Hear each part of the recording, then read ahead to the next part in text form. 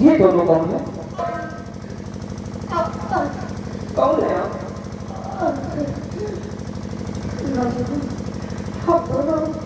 हम दोनों एक इच्छाधारी नाहक और नागन है। लेकिन आप कौन है? आपके भी सर से लहू बह रहा है, काफी परेशान दिखाई दे रहे हो। आप कौन है? हाँ नागरानी, जरूर बताऊंगा। मेरा नाम विजय सिंह है और मैं उज्जैन का सेनापति, उज्जैन के महाराज। एक बात जानना चाहता हूँ, क्या क्या क्या वही इच्छाधारी नागी है जिन्होंने हमारे महाराज को पत्थर होने का श्राप दिया? हाँ नौजवान, तुम ठीक कह रहे हो। महाराज कंचन सिंह जो इस वक्त पत्थर के बने हुए हैं, वो मेरा ही दिया हुआ श्राप है नौजवान, मेरा ही दिया हुआ श्राप है। हे भगवान, हमारे महाराज पत्थर के हो गए। हे देवी, महाराज तो पत्थर के हो गए, लेकिन क्या महाराज तुम्हारा इंसान के रूप में नहीं आएंगे? महाराज, ये पत्थर से इंसान होने का उपाय है, लेकिन जो भी इंसान महाराज को पत्थर से इंसान बनाना चाहता है, उसे बहुत कठिनाइयों का सामना करना पड़ेगा, बहुत दुख उठाना पड़ेगा नौजवान, बहुत दुख उठाना पड़ेगा। देवी जी, मैंने महाराज का नमक खाया है और हमेशा उनकी हिफाजत, उनके परिवार की हिफाजत, उनके राज्य की हिफाजत करना मेरा धर्म। देवी, महाराज के लिए मैं सैकड़ों दुख उठाने के लिए तैयार हूँ। मैं जाऊंगा, मैं करूंगा वो उपाय जो आप बताएं। जानना चाहते हो तो सुनो। जो भी इंसान महाराज को पत्थर से इंसान बनाना चाहता है, सबसे पहले उसे जादुई जंजाल जाना होगा। जादुई जंजाल में एक महामाया नाम की लड़की है। उस लड़की के पास केसरी खंजर है। उस खंजर को कोई भी इंसान हासिल कर ले और उसी खंजर से उस अघोरी कांटी का खून कर दे और उसके खून का तिलक उस पत्थर की शिला पे लगा दिया जाए, तो वो पत्थर से इंसान बन जाए, पत्थर से इंसान बन जाएंगे। जादुई जंजाल, जहां की मलिका महामाया और उसके पास की रश्मि खंजर और उसी खंजर से अघोरी दानवी का कत्ल कर दिया जाए और उसी का खून महाराज जो पत्थर बने हैं उसी शिला पे लगा दिया जाए, तो महाराज फिर से इंसान के रूप में आ जाएंगे। लेकिन देवी जी, इस कार्य को करने के पहले तुम मेरी एक बात सुनो। कौन सी बात? आज के बाद मेरी शक्ति उस मंत्री प्रताप सिंह की बेटी में होगी और हमारे प्रीतम की शक्ति महाराज के बेटे राजकुमार में होगी। और तुम मुझसे वादा करो और मुझे वचन दो कि आज के बाद तुम हम दोनों शक्तियों की रक्षा करोगे और हम दोनों की मौत और अपनी बर्बादी का बदला तुम दोनों से चुकाओगे। मुझे वचन दो, मुझे वचन दो। देवी, मैं तो खुद मौत के मुंह में खड़ा हूँ। ऐसा लगता है कि जैसे मेरे प्राण निकल जाएंगे। नहीं, मैं क्या करूँ, मजबूर हूँ। तुम इतना घबराते हो, तुम अपना दिल क्यों छोटा करते हो? इस कार्य को तुम ही करोगे। देवी जी, अगर ऐसी बात है तो मैं वचन देता हूँ कि जब तक मेरी जान में जान है मैं पूरा प्रयास करूंगा ताकि महाराज पत्थर से फिर इंसान के रूप में आ जाए। हाँ, लेकिन नौजवान, तुम दोनों शक्तियों को पहचान कर चुकाओगे। मैं बताती हूँ, ये हम दोनों की शक्तियां जब नौजवान 18 वर्ष की होंगी और ये दोनों शक्तियां एक साथ तुम्हारे पास होंगी, तभी तुम उस तांत्रिक से जीत पाओगे, अन्यथा उससे युद्ध में तुम जीत नहीं पाओगे। यही मेरी पहचान होगी। और नौजवान, इस मनुष्य की दूरी को त्यागने के पहले आओ मेरे पास, मैं अपनी थोड़ी सी शक्ति तुम्हें दे देती हूँ। आओ नौजवान, आओ मेरे पास।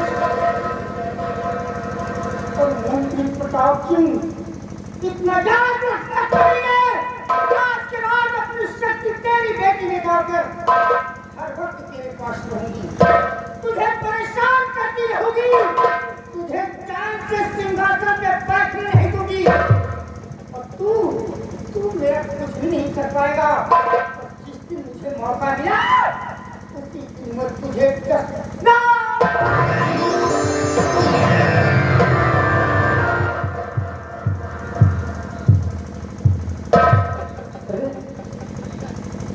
मेरे शरीर का तो सारा दर्द खत्म हो गया। उस इच्छाधारी नागिन ने बताया कि आज के बाद उस नागिन की शक्ति मंत्री प्रताप सिंह की बेटी में हो और नागराज की शक्ति महाराज के बेटे में। समझ गया, सब कुछ समझ गया। मैं जाऊंगा उस जादू जंजाल और मैं वहां महामाया से खंजर लेकर उसका घोड़ी पालतू का कत्ल करूंगा और उसके खून का तिलक अपने महाराज के माथे पर लगाऊंगा और मैं महाराज को पत्थर से इंसान बनाऊंगा। क्या करूंगा? अब तो 18 साल बाद वो दोनों शक्ति मुझे मिलेगी और जब तक वो दोनों शक्ति मुझे नहीं मिलेगी तब तक मैं अभूत से जीत भी नहीं पाऊंगा। इसलिए मैं 18 साल कैसे गुजारूं समझ नहीं आता। लेकिन हाँ, बदल भेष अपना रहूं और हो जाऊं गुमनाम।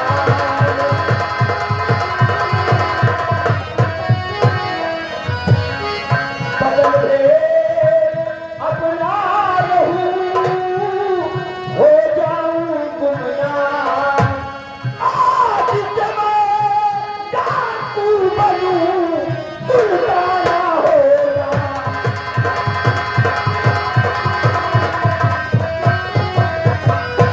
आज रात मर गया सेनापति विजय सिंह। आज रात बनूंगा डकैत और 18 साल तक उन दोनों शक्तियों के जवान होने का इंतजार करूंगा। और जिस दिन वो दोनों शक्तियां मुझे मिल गई उस दिन उस अघोरी को मारकर मैं अपने महाराज जो पत्थर बने हैं उन्हें इंसान के रूप में लाऊंगा।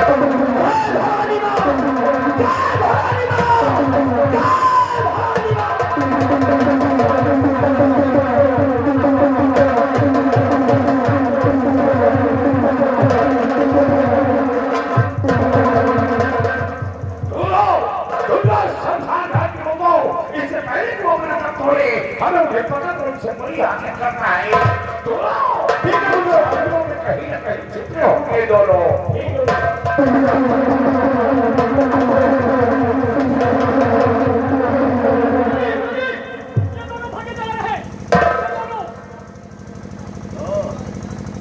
तो ये दोनों झाड़ी में छुप रहे हैं।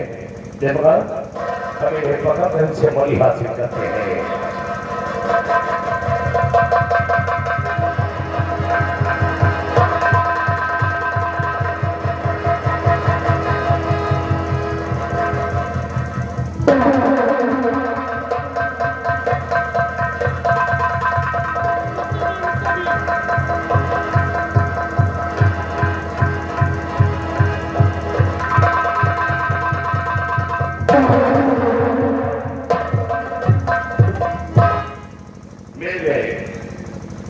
मिल गए दोनों।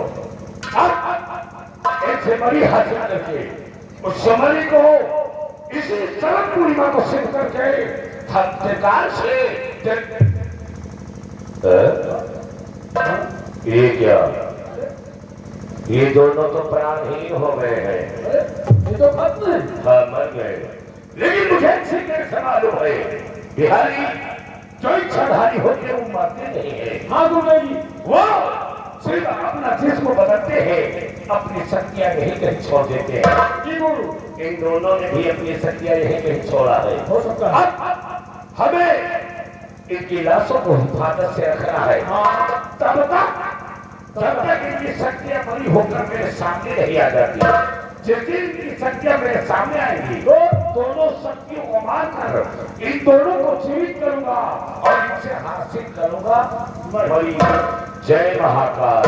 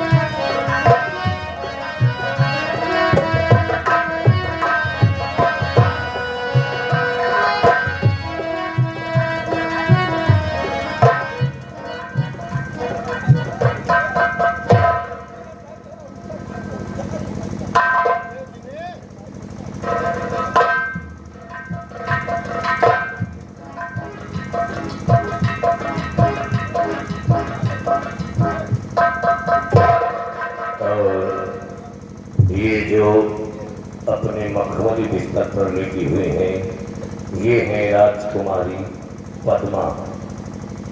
इनको एक बीमारी है, इनके ख्वाब में एक सांप आता है और उस सांप का ख्वाब जब देखती है तो वैसे भयभीत हो जाती है, कांपने लगती है और डर जाती है। रात के 12 बजे हैं, वो नाग मिलने आ रहा है। भानु, प्रिय भानु, उठो उठो प्रिय, देखो तुम्हारा नागेश आ गया है, तुमसे मिलना चाहता है, अपने सीने से लगा लो प्रिय। उठो उठो भानु, उठो उठो भानु, उठो उठो भानु, प्रिय आओ आओ मेरे सीने से लग जाओ प्रिय, देखो तुम्हारा प्रीतम कितना बेचैन है। आओ प्रिय, आओ आओ आओ आओ।